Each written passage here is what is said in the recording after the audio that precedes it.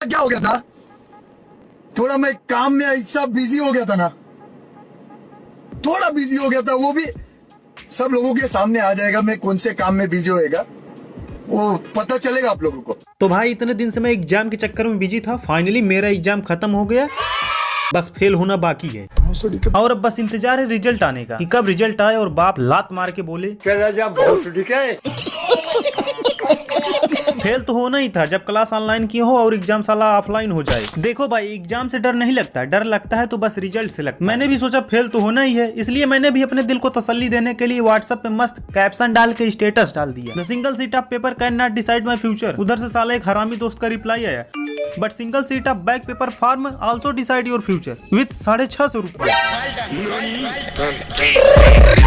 फिर मुझे पता चला साला बैक पेपर डालने के लिए भी पैसा लगता है, वो भी 650 रुपए। इस हिसाब से तो मेरे कम से कम 4 सब्जेक्ट में पक्का बैक लगेंगे, मतलब 650 गुणे 4 इक्वल टू 2600 रुपया, मतलब 2600 रुपए। और साला यहाँ जेब में एक फूटी कौड़ी भी नहीं है, और बैक पेपर क्लियर करने के लिए बाप से भी पैसे नहीं मांग सकते। अगर बाप को पता चला कि 4 सब्जेक्ट में फेल हो तो भाई साहब खत्म, bye bye, tata, goodbye, गया। और तो और इतने फकीर दोस्त हैं मेरे साले, वो खुद मुझसे उधार लेके बैठे हैं, वो क्या देंगे मुझे पैसे। तो गाइस इसलिए प्लीज मेरे लिए प्रे कीजिए कि मैं पास हो जाऊं, बस ज्यादा नहीं, मुझे बस 23 नंबर चाहिए pass mark. So guys pray for me, 1 like equal to 1 pray. Okay. और भाई हम आ जाते हैं अपनी एग्जाम की तैयारी पर। 1 महीने पहले जब एग्जाम का डेट आया तो लगा अभी तो बहुत टाइम है, इतने टाइम में तो सभी सब्जेक्ट की एकदम से मार्क, अभी तो बहुत टाइम है भाई, कल से पढ़ेंगे भाई, बहुत टाइम है अपने पास। ये सब करते करते भाई 1 महीना कब बीत गया साला पता ही नहीं चला। फिर एग्जाम के एक दिन पहले जब बुक खोल के देखा तो भाई साहब मेरा सिचुएशन कुछ ऐसा था। फिर क्या भाई बुक खोल के पढ़ना चालू किया, पढ़ना क्या रटना चालू किया, साला इधर से पढ़ रहे हैं और उधर से गायब हो रहा है। साला खोपड़ी में तो कुछ घुस ही नहीं रहा था। तब मुझे एहसास हुआ काश पहले से पढ़ाई की होती तो आज ये नौबत नहीं आती। कल सुबह एग्जाम था तो रात को मैंने 2 बजे अपने एक फ्रेंड को कॉल किया और बोला भाई अभी तो मेरा कुछ तैयार नहीं हुआ, मैंने कुछ नहीं पढ़ा, कुछ भी नहीं पढ़ा। तो उसने बोला भाई तू टेंशन क्यों ले रहा, अभी तो 2 बज रहे हैं रात के, अभी तो तुम्हारे पास 4 घंटे हैं। उस हरामखोर दोस्त को मैं कुछ कहना चाहूंगा, वो डीके जब 1 साल में पढ़ के कुछ नहीं उखड़ा तो 4 घंटे में पढ़ के हम कौन सा न्यूटन आइंस्टाइन बन जाएंगे। फिर मुझे लगा इन सबसे तो कुछ उखड़ने वाला नहीं है। फिर मैंने यूट्यूब को ओपन किया और उसमें सर्च किया बिना पढ़े पास होने के तरीके। फिर भाई साहब मुझे यूट्यूब पर ऐसे ऐसे वीडियो मिले पास होने के, भाई साहब क्या बताऊं, आए है। वहाँ पे आपको पास होने के लिए दुआएं सिखाई जा रही हैं, जादू मंत्र सिखाए जा रहे हैं। इस वीडियो में हम बात करने वाले हैं एग्जाम यानी कि इम्तिहान में पास होने का वजीफा। अभी मजा आएगा ना भिड़ो। जो ये यूपी बोर्ड के जो एग्जाम चल रहे हैं 10th और 12th और ग्रेजुएशन के बीए बीकॉम बीटेक या जो भी है XYZ। वाह क्या सीन है, यहाँ बीए बीकॉम बीटेक को पास करने के लिए आपको पढ़ाई नहीं करनी है, ना बिल्कुल पढ़ाई नहीं करनी है, बस आपको दुआ करना है। मस्त प्लान है। आपको करना ये होगा कि आप खाली सल्लल्लाहु तआला अलैहि वसल्लम सल्लल्लाहु तआला अलैहि वसल्लम सल्लल्लाहु तआला अलैहि वसल्लम इस तरीके से 3 बार दुरूद पाक आप पढ़ लीजिए। वाह क्या सीन है साला, तभी तो मैं सोचूं हमारे देश में इतनी बेरोजगारी क्यों बढ़ रही है, और इधर हमारे युवा लोग पढ़ाई से नहीं बल्कि दुआ से एग्जाम पास कर रहे हैं।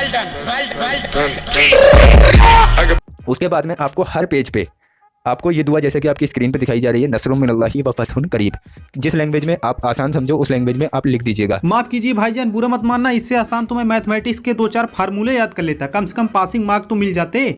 ऐसे ही करके आपने जितने भी पेजेस भरे, अगर मान लीजिए आपकी 14-15 पेजेस की कॉपी है, आपने सिर्फ 5 ही पेज भरे हैं, आपके 5वें पेपर कंप्लीट हो गया है, तो आप उन 5 पेजेस में नस्रुम मिनल्लाहि व फतहुन करीब लिख दीजिए। पहली बात तो मुझे कुछ आता नहीं, और दूसरी अगर मैं एग्जाम में 5 पेज लिखने लायक होता तो मैं तुम्हारे पास आता ही क्यों मदरबोर्ड। कंट्रोल।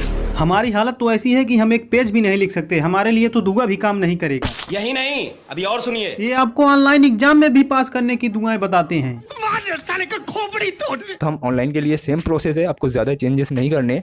नस्रुम मिनल्लाहि व फतहुन करीब पढ़ लीजिए, बस इतना करके जो भी आपका कंप्यूटर वगैरह है उसकी स्क्रीन पे आप फूंक दीजिए। यानी डिजिटल इंडिया का बहुत अच्छे से उपयोग हो रहा है हमारे यहाँ। डिजिटल इंडिया पाएंगे कि माँ एग्जाम पास करने के लिए हमारे युवा लोग कंप्यूटर की स्क्रीन पर दुआ की फूंक मार रहे हैं।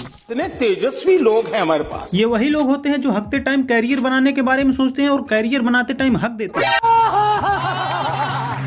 देखो भाई मेरे तो एग्जाम कैसे भी कैसे करके खत्म हो गए, क्या पता अब तुम्हारी बारी हो। इस बीमारी से लड़ने के लिए आपको डरना बिल्कुल नहीं है, आपको डट कर इसका सामना करना है। जी हाँ, मैं भी अब जा रहा हूँ टोनी भैया का नया गाना सुनने।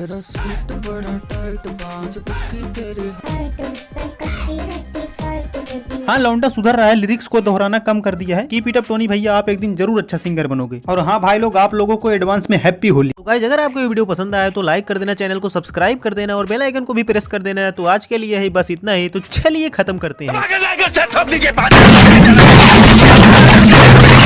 खत्म।